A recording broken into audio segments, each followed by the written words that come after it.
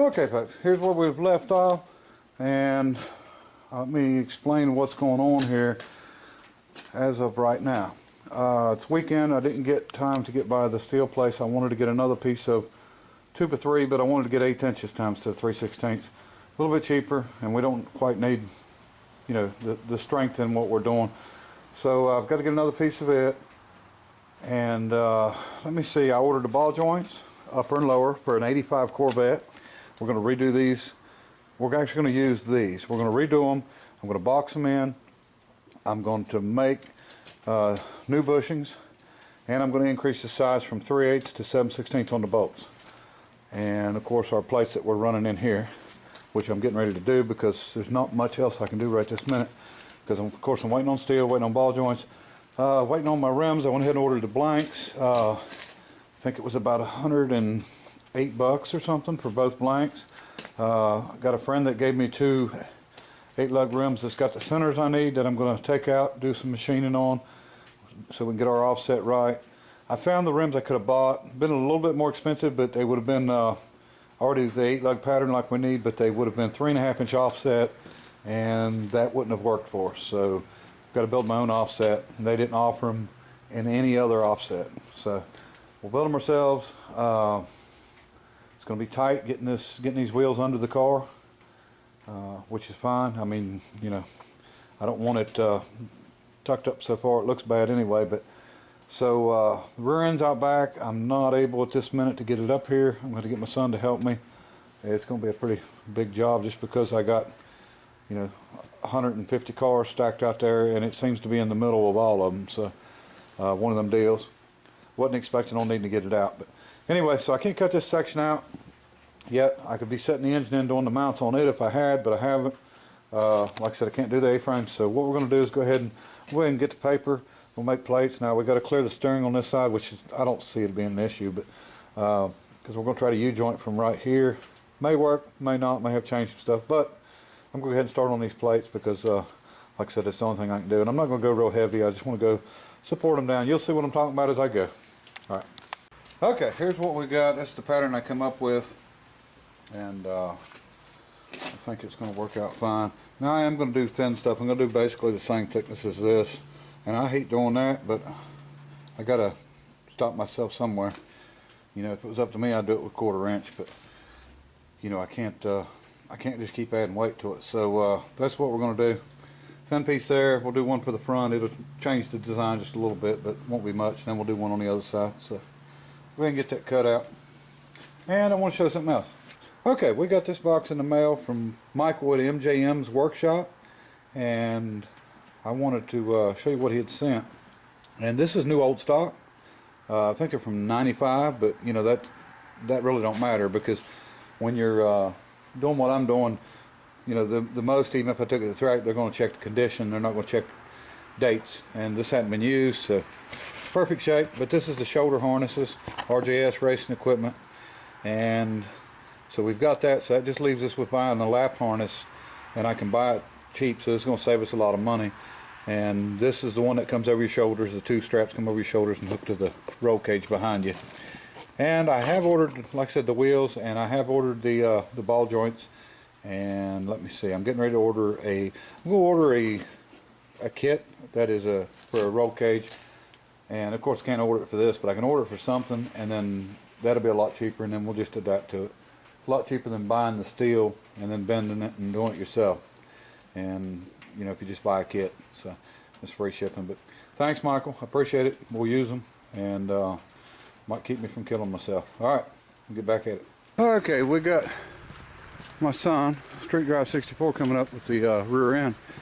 We went around back, took his four-wheeler, used the winch to winch it out from where it was, and then he got hooked to it and dragging it around. I'm surprised. I didn't think it'd drag it, but it brought it. So he's coming up the driveway right now. We'll get the forklift on it.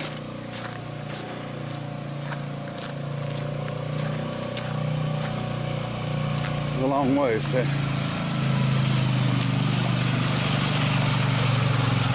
it's got to come completely apart, so it ain't gonna hurt anything. That's good right there, bud. Back on up.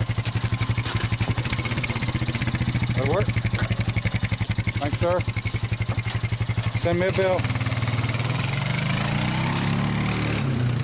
All right.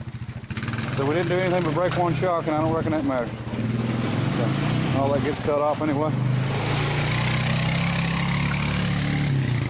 Okay, get the forklift and get her picked up, and we'll get her up toward the shop.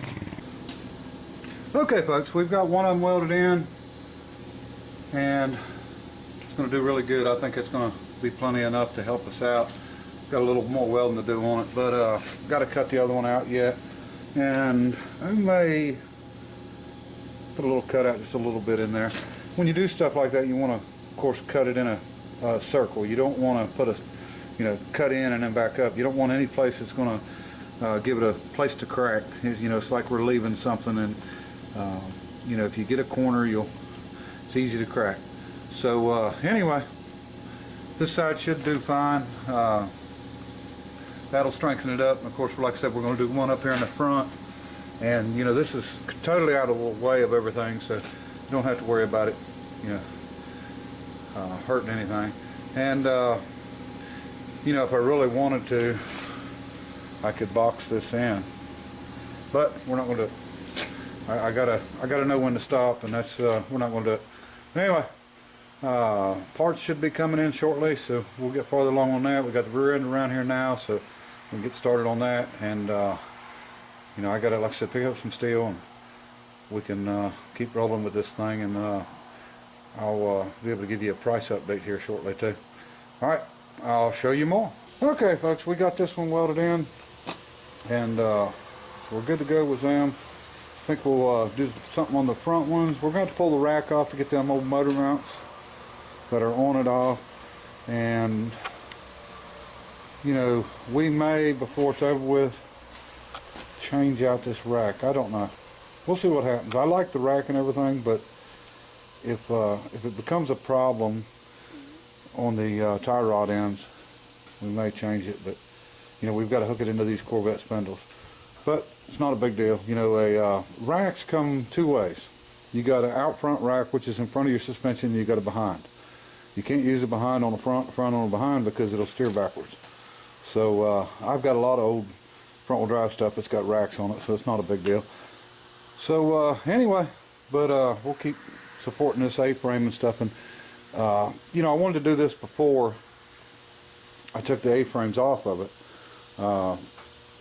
because I don't need the stuff moving around. I'm trying to stay with the geometry that Triumph done, because they actually done a good job, especially if you're just running in a straight line. You won't have any problems. But so that's what we're working on now, and get it all supported and then take it off. I did notice that evidently this side must have been sitting kind of low, because they've got a spacer on it. The other side don't have it. You can see how far them nuts stick through the bolts in comparison to them. So for some reason they done that, and we're going to, like I say, get some support in front and back, or the front on both sides, and then we can move on to different things. Still don't have my ball joints in. I'm waiting on them. I did go ahead and order the fuel cell, and it was $76 free shipping, an 8-gallon aluminum with a sending unit and everything. So they're pretty cheap if you go on eBay and watch out. But, so that's done, and then and I could have searched around and found one, but I didn't want to get something that had been sitting with bad gas or something in it. And so anyway, moving right along with it, and hopefully we can keep getting this knocked out. And I've still got to make a run and get some steel for the frame. That's sort of a big hold up there, so I'm trying to hold off until I get a tow up that way, so I don't have to make a special trip. But we'll see how that goes. Alright, let me keep at it. Okay, I've got one of the front ones cut out and put on. I hadn't welded it in yet. Waiting on my rechargeable impact to charge back up here, where I can finish taking these bolts out and move this rack forward so I can get in to weld it good. But anyway, you see basically what it's going to be. Like I said, if I was really worried about it, I'd box it from here to here and from there to there, but I don't see it giving any issues whatsoever. So we're going to be good on that. I got to design this one, and also I'm probably going to bring it over and put it down to the plate. So that's another reason I needed to get the mount out of there. So while I'm waiting on it to charge, I can use the air impact, but anyway, I figured I'd do some other stuff here. You know, I was talking about the 2-inch 2x2 outriggers coming out here because I want to raise everything up 2 inches along, you know, with where we raised that. So I'm going to go ahead and cut the pieces for that. What I've got here now, it's going to be steel in here. This is galvanized. Now, you know, I don't prefer to use galvanized, but it's either use this galvanized, it's lightweight, use the galvanized, or go buy more steel. And I'd rather just use what I've got. So as long as you grind it good and don't breathe it when you're welding it, you know, it'll weld fine. And what I'll probably do is once I get all the outriggers in, I'll probably go underneath here and trim these completely off. So we're basically just adding a new outriggers, and you know, this is the one that goes basically right under the rockers, and the rocker cap's over top of this. So we're going to build it new, and then we're just going to cut away the old, and that way it'll help hold it and, you know, give me a distance and everything. And you know, basically we're trimming away at the old frame and adding new frame, and that's going to lose, you know, my weight back, but it's also you know, going to look a little better anyway. But that's the plan, and we'll cap the ends. We want to make it where water can't get inside of the pipes, which, you know, again, it's not an issue on a race car, but you know, we don't want no chances of water getting in there. And again, back here we may temporarily put it in because we're going to have to cut out in here because our trailing arm comes down this way, but not a problem. We'll figure that out as we go. And the main thing is you know, to keep everything level all the way across at 2 inches. That way when we sit this body on, it's going to sit on good and flat and straight, just like it's supposed to be. So anyway, I'm going to work on that while I'm working on the front up there, and we'll, you know, keep at it and get her done. Okay, we're getting everything cut and put in here, and as you can see, now I got a weld down here, so I got to take a little bit off the corner to be able to get it dropped down where I need it. And the same way with this one, I got to take some off this corner and grind this weld and then the bottom. Not a problem, but the outriggers are coming out good. I wanted to show you one more thing. Okay, I was telling everybody that this outrigger here at the front was higher. Look at the gap, and then it closes back up. So basically, from here where they welded it to there, it is kicked up. So we're going to take care of that problem at the same time we do the rest here. Okay, we got all the outriggers done except for the back here. Like I said, we're going to hold off on that.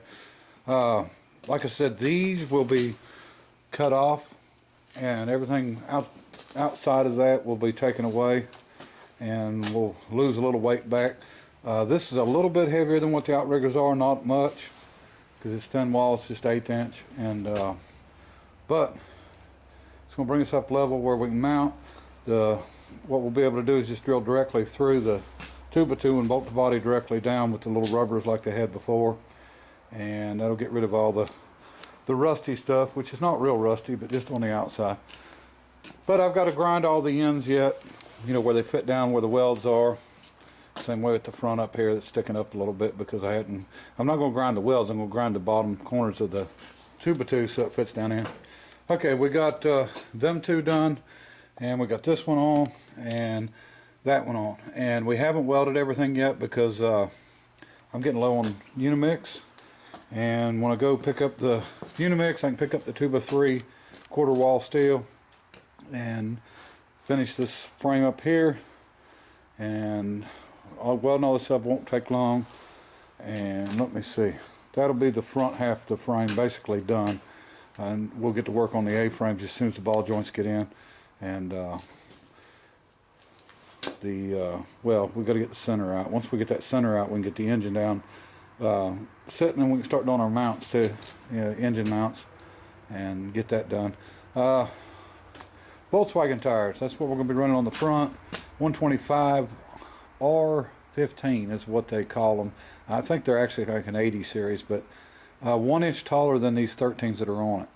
So that'd be a 1/2 inch on each side. So hopefully that's going to keep us from having any clearance issues. I know the spindles are going to set the wheels out just a little bit. We're going to work with it, you know, as good as we can, and I want it to clear everything good, I hope. And then we'll get to work on the back too. It's going to be really soon. We're going to be going on and putting these trailing arms on and getting, you know, start getting the rear end all done. Like I said, I've got it around here now, so we can go ahead and get started on it. But anyway, I'm going to call this a video. One more thing real quick, the demonetized deal. If you put them on private, I don't know how everybody else's is, but you got to have 1,000 views before they'll review it, and you can't get 1,000 views if you got it in private. So we'll just have to stick it on there and hope it don't get demonetized. I mean, every one of them I've done has got demonetized. So, and so everybody knows, you know, they do remonetize them about 3 days later, but that's after you've gotten all your good views. So, you know, they're just getting your money is what they're doing. So, you know, it's not a big issue, but it just bothers me. I mean, it goes a little farther than just the money. But anyway, all right, we're gonna keep at this thing, and I'll show you more in the next video. All right, bye.